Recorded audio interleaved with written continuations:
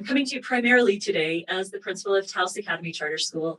And we're a small blended learning school in rural northern New Mexico. We serve a fairly diverse population. So we are trying this blended learning experiment in our district of 300 students, moving up to 350 soon, and have been in operation for 10 plus years. So we're heavy users of Edtech tools. Our school, when we did have to go very quickly to virtual learning, I think was a little better.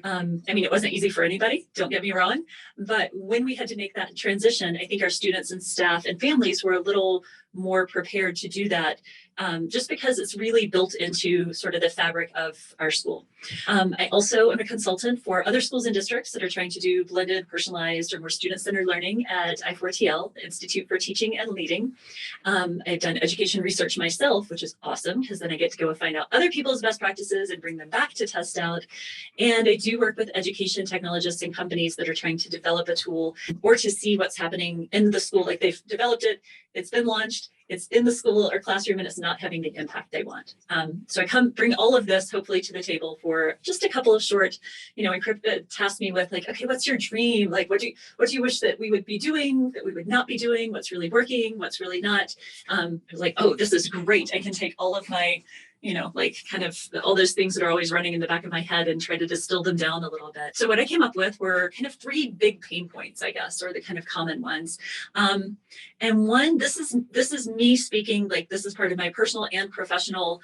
When I become your limiting factor, right? When my school leadership role, it means that I have my time and attention. I'm not just saying like, oh, we're important and it's at a premium, but really and truly, we have limited, just anyone working in schools or education right now, time and attention is limited. And if it's taking me away from the people that I'm working with, students and teachers, it has to be really impactful and important right away. The other, you guys are in a really difficult situation in that, usually we talk about user experience and there's maybe one user on the other side. Well, in education technology, there's students, there's families, there's teachers, there's the technology department of the school, right? There's so much infrastructure that goes into, and so many different users to design for. And that's another huge piece, right? And then product differentiation. And so there's a little bit of overlap in some of these that we'll talk about, but that's that identifying really clearly, like what is the problem that we're solving and how is our solution different or unique? And that's another huge, not knowing those things are really kind of the biggest, when I talk about pain points, I'm really coming at this from a school perspective, right? These are some of the three biggest stalling out points that we may not get past in order to find out more about what amazing products are out there. So when I was thinking about this, I was also like, okay, what's the quick don'ts? And these are personal, they're based on just me. Some of them are design things, some are more marketing things. I will say that I don't know. I'm assuming everybody is in different places on their journey, right? Some of you may be developing a tool. Some of you are figuring out marketing. Some of you are figuring out funding. Some of you are trying to figure out like, great, how do we scale from a pilot? But I will say, number one, if you are picking up the phone and calling somebody in their office at a school, in general, that is not going to be a great time. If there's not a parent or a student on the other end of the phone, I am usually like, great, I will go research you and call you back, maybe. Emailing more than 3 times, like if I have my inbox filled up with so many great, amazing education technology tools that I can't get to the student email who needs my help right then, it's actively hindering me from that student-centered work, right? I have had outreach from Edtech companies that have a great tool. It's actually something I'm interested in and excited about. And I click on the link to see their sample lesson or whatever, kind of collateral they've sent, and it doesn't work. And that is kind of an immediate like, oh, wait a minute, this may not be a good partnership, right? And then the last is making sure the person that you're talking to at a school or district actually has the problem that your company or your tool is set up to solve. And that will just save everybody some time. Like, I have about 10 different groups that email me, and I just haven't unsubscribed yet, about lesson plans and ways that my teachers can create lesson plans more quickly. My teachers don't have to create lesson plans, so I'm not your audience, right? And so that's a tricky one. Like, how do you actually learn that about a company or a school that's on the other end? So just different things to think about, right? Now we get to the fun stuff, which is the like, okay, right, let's talk a little bit more about like, okay, what can it look like? right? So this goes to that time and attention piece.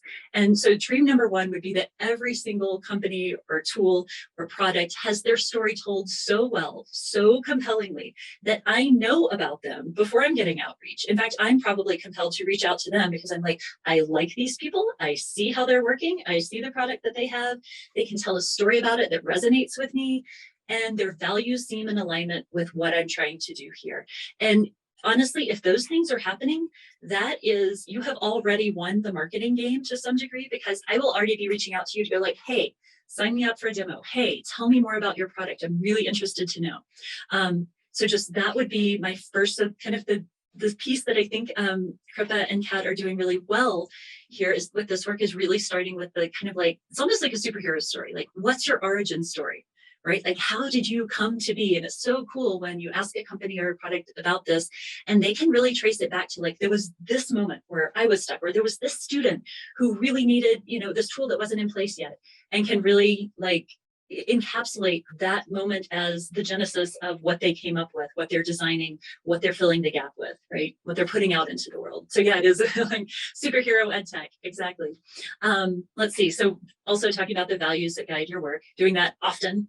Dream number two would be that all of the products are designed to deliver amazing user experience, like at a 360-degree view.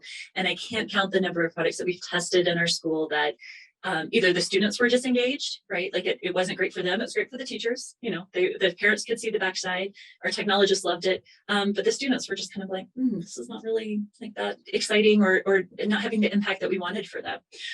Or on the flip side, something that works really well for the students, but is totally built on the teacher having to put in so much time and effort and energy that it's not sustainable, right? And I know that it's hard to design with all of those pieces, but when I see it really work and really like not only work for those, but actually it's this cool moment where that user actually becomes part of designing the experience or contributing to the experience.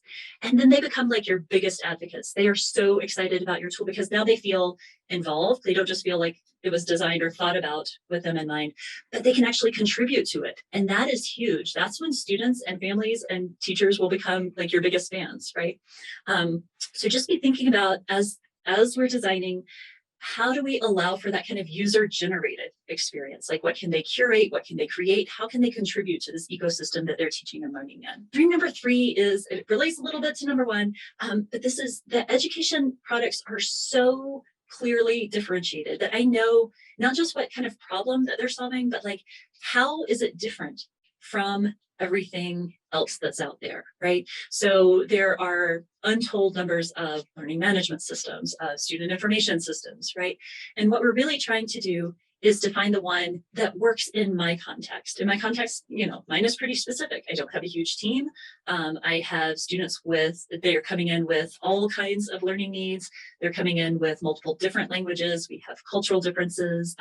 So I need things that really are designed and are flexible, right? So a one-size-fits-all solution is probably not going to work, say, for Taos Academy. I'm a great candidate to talk to you about something that can be curated a little bit towards our needs, right? So really being able to differentiate what your product is doing. So the what doesn't work is kind of just telling the problem that it solves without explaining why your solution is different and who it might work for. And this is where case studies really resonate. If I can look at something and see that it worked, and you're giving me context, like where did it work? For whom did it work? What was the background? Like, what did it take to make that work? And not just like, we plugged this in this huge district and we saw, this percentage of growth. Like, that's kind of helpful, but I want to know, like, what did it look like on the ground? What did students say? What did teachers say? Like, as specific as you can make it. So huge, yes, testing your product and being able to talk about who it works for and why you think that was. That resonates tremendously with educators because we want to know, to us, we always have a student in mind when we're looking for a solution. So you showing that you have kind of that empathetic experience, right? That you've been able to kind of walk a little bit in the educator's shoes as you're doing this work. It really does, it's huge. It's not the technology, it's that human piece that makes the technology exciting to us. And then explain it in ways that are our educator minds will understand. So it may be this amazing technological breakthrough, but you have to be able to explain it to a school leader in a way that makes them understand how that's going to help the student in front of them. Here is the contact information for Edtech Recharge. You're welcome to follow us on LinkedIn, reach out via email, whatever works for you.